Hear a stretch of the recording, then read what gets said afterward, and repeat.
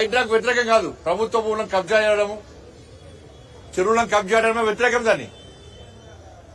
కానీ పర్మిషన్ ఇచ్చిన వాళ్ళ మీద ఒకటే అన్న, ఇల్లు కట్టుకునే ముందు జాగా కొనుక్కునే ముందు డాక్యుమెంట్ చూస్తాం, ఉన్నాయి. లింక్ డాక్యుమెంట్ చూస్తాం, ఉన్నాయి. గ్రామ పంచాయతీ, కార్పొరేషన్, మున్సిపల్ పర్మిషన్ ఇచ్చారు, తీసుకున్నారు.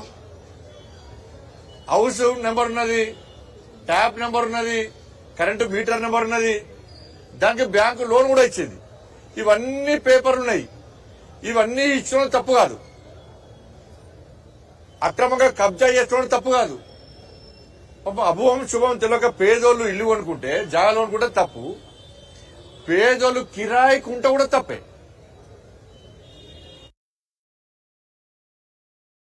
హౌస్ పర్మిషన్ ఉందా, డాక్యుమెంట్స్ ఉన్నాయా, లింక్ డాక్యుమెంట్స్ ఉన్నాయా, మున్సిపల్ పర్మిషన్ ఉందా అని తీసుకొని ఇల్లు కిరాయి తీసుకున్నా మేము ఇప్పుడు ఇవ్వాలి. ఇలాంటి నోటీస్ లేకుండా పుట్ట కూటి కోసం వ్యాపారం చేసుకునే పేదోళ్ళ ఇళ్లను చెప్పా పెట్టకుండా అర్ధరాత్రి చూడకుండా కూల్ చేస్తే దాని ఉన్న సామాన్ మొత్తం సర్వనాశమైపోతే పరిస్థితి ఎందుకు వచ్చిందంటే ప్రభుత్వం నిర్వాహకం వల్ల, ప్రభుత్వం ప్రణాళిక, ఒక ప్లాన్ లేదు. దానివల్ల ఇలా పేద ప్రజలు ఇబ్బంది పడుతున్నారు. దానికి మేము వ్యతిరేకం. హైడ్రా పేరుతోని 6 గ్యారెంటీల మీద దృష్టి మళ్లించడం, హంగామా వేయడం కాదు. నిజంగా ఏం సాధించారు, ఏం సాధించాలనుకుంటారో దాని మీద సమీక్ష జరగాలి. దాని సమీక్ష లేదు. దాని మీద కేవలం 6 గంటల విషయమే. 6 గ్యారెంటీల మీద మీ స్పందన ఏంది? నిన్నేమంటాడు? రుణమాఫీ మీద సర్వే చేస్తారట. ఏం సర్వే చేస్తారనా? 64 లక్షల మంది రైతులు రుణాలు తీసుకుంటారు, బ్యాంకు దగ్గర లెక్కలున్నాయి. రుణాలు ఇచ్చేది బ్యాంకే, అప్పు తీసుకునేది, అప్పు చెల్లించడం కూడా బ్యాంకులోనే. నువ్వు బ్యాంక్ ఆఫీసర్ ఫోన్ చేస్తే ఎంతమంది లోన్ రుణమాఫీ అయితే వాళ్ళే చెప్తారు. మన సర్వే ఎందుకు? పోనీ సర్వే అన్నారు, సర్వే పేరుతో వారం రోజులే. మరి ఏం సర్వే చేసారు మీరు? రిపోర్ట్ ఏంది? ఎంతమందికి రుణమాఫీ చేసారో సర్వే రిపోర్ట్ వచ్చిందా ఏమన్నా? అది వెంది మళ్ళా ఇప్పుడు మళ్ళా కొత్తగా ఏం చేశారంటే, నిన్న మొన్న రాహుల్ గాంధీ గారు అమెరికా పోయి గతంలో పోయి ఏం మాట్లాడారో, మొన్న ఏం మాట్లాడో తెలుసు. ఈ రాహుల్ గాంధీ గారి మీద చేసిన వ్యాఖ్యల మీద ప్రజల లోపల తీవ్ర వ్యతిరేకత వస్తుందని భావించిన తర్వాత బీఆర్ఎస్, కాంగ్రెస్ కలిసి ఇప్పుడు కొట్టుకునే ఎందుకు అంటే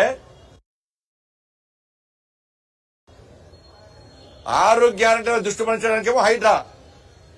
ఇప్పుడు నిన్నటి నుంచి చర్చ జరుగుతున్నది. వాళ్ళ తెలంగాణ రాష్ట్ర వ్యాప్తంగా ప్రజలే రాహుల్ గాంధీ దిష్టి బొమ్మలు గాలిపెట్టే పరిస్థితి వచ్చింది. దాని మీద దృష్టి మళ్లించడానికి బీఆర్ఎస్, కాంగ్రెస్ ఒకటై కొట్టుకుంటే టీవీలలో బ్రేకింగ్ వస్తుంది. ఈ కొట్టుకుడు కాదు. ఫస్ట్ రాహుల్ గాంధీ మాట్లాడిన వ్యాఖ్యల మీద కాంగ్రెస్ పార్టీ, తెలంగాణ రాష్ట్ర కాంగ్రెస్ పార్టీ స్పందన ఏంది? ఈ ప్రభుత్వం స్పందన ఏంది? ఉన్న ఇంటి బాగోతాన్ని బయట పట్టుకుంటారు అన్నవాడనా? ఇలా అంతకుముందు విదేశాలకు పోయిండు. భారతదేశంలో ప్రజాస్వామ్యం ప్రమాదంలో ఉంది, విదేశాలు జోక్యం చేసుకోవాలని చెప్పి ఒక మూర్ఖత్వం మాటలు మాట్లాడిన వ్యక్తి రాహుల్ గాంధీ. మళ్ళా నిన్న ఏమంటున్నాడు? ఎన్నికల కమిషన్ అట మోడీ గారికి అనుకూలంగా ఉందట, అందుకే బీజేపీ గెలిచిందట. ఇలా ఎన్నికల కమిషన్ మాకు అనుకూలంగా ఉంటే మెజార్టీ ఎంత తీసుకుంటాం? మేము 540 వరకు 500 మేమే వేసుకుంటాం. మెజార్టీ ఎందుకు తగ్గించుకుంటాం? మేము ఇంత తక్కువ మెజార్టీ ఎందుకు వస్తుంది మాకు పోయినసారి కంటే? ఇంగిత జ్ఞానం లేని మాటలు. ఎన్నికల కమిషన్ మీదకి అనుమానాలు, అపోహలు ఉంటే ఈ దేశంలో చట్టాలున్నాయి, న్యాయస్థానాలున్నాయి, ఒక రాజ్యాంగం అనుగుణంగా దేశంలో ఉన్నది, రాజ్యాంగం ఉంది. అంటే రాహుల్ గాంధీ అనే వ్యక్తికి ఈ దేశంలో చట్టాల మీద గౌరవం లేదు, న్యాయస్థానం మీద గౌరవం లేదు, విదేశాల మీద మాత్రం చాలా అపారమైన నమ్మకం ఉంది ఆయనకు.